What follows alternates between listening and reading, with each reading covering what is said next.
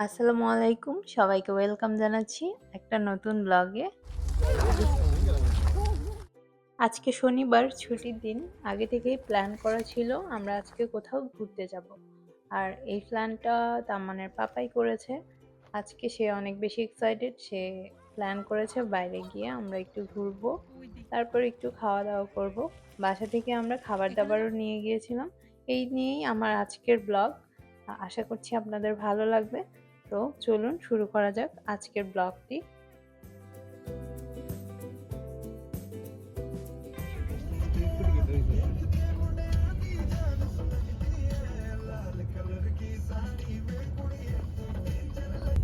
খুশি লাগতেছে?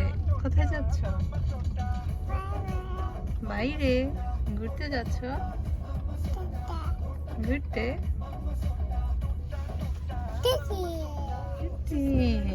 প্ল্যানটা যেহেতু আগে থেকে করা ছিল সেজন্যই তাড়াতাড়ি ঘুম থেকে উঠে গেলাম।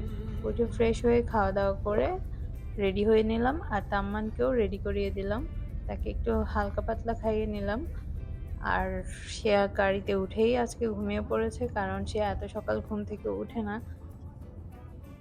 তো আজকে আমরা কোথায় যাচ্ছি সেটা তো আমি জানতাম না। আমি সেজন্য একদম আমাদের দেশি টাইপের একটা জামা পরে নিয়েছি।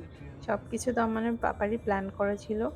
সে কোথায় নিয়ে যাবে সেটা সেই জানতো। আমি তাকে জিজ্ঞাসাও করিনি। আমি ভেবেছিলাম কোনো একটা মাউন্টেন ভিউ থাকবে, লেক থাকবে এই টাইপের কোনো জায়গা।